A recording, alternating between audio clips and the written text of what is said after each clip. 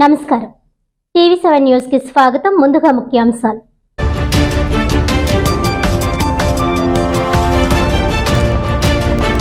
పవన్ కళ్యాణ్ ను అత్యధిక మెజార్టీతో గెలిపించాలి. పిఠాపురం పట్టణం 10, 11, 12 వార్డుల్లో మాజీ ఎమ్మెల్యే ఎస్పీఎస్ఎన్ వర్మ ఎన్నికల ప్రచారం.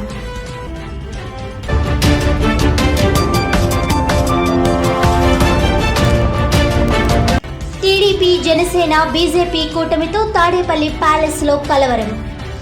ఎన్నికల ప్రచారంలో పెద్దాపురం ఎమ్మెల్యే నిమ్మకాయల చినరాజప్ప ఎద్దేవా.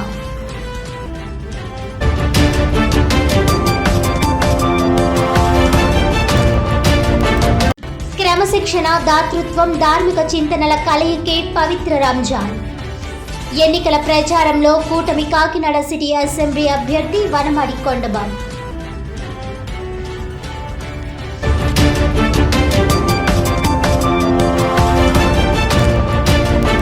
ఇక డీటెయిల్స్ చూస్తే, కాకినాడ పెద మార్కెట్లో వేంచేసి ఉన్న నూకాలమ్మ అమ్మవారి జాతర తీర్థ మహోత్సవం అత్యంత వైభవంగా నిర్వహించారు.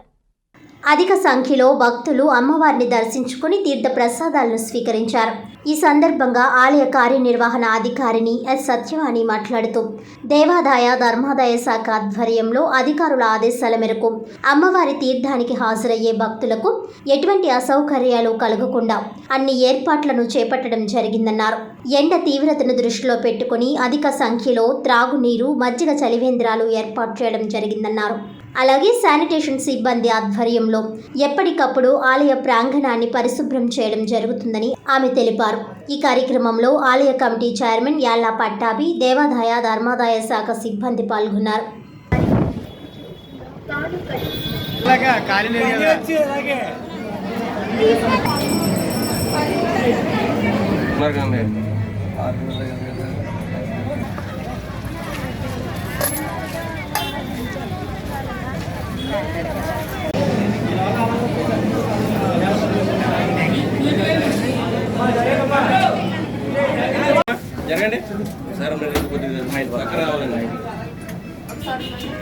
దేవాదాయ ధర్మాదాయ శాఖ కాకినాడ పెద్ద మార్కెట్లో కొలువున్న శ్రీ నూకాలమ్మ అమ్మవారి జాతర మహోత్సవం అత్యంత వైభవంగా జరుగుతున్నాయి.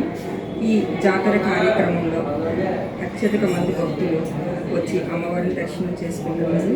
భక్తుల సౌకర్యార్థంగా క్యూలైన్లు ఏర్పాటు చేయడం, కూలర్లను ఏర్పాటు చేయడం, అలాగే శీతల పానీయాల వితరణ కూడా ఈ కార్యక్రమం జరిపించడం జరిగింది.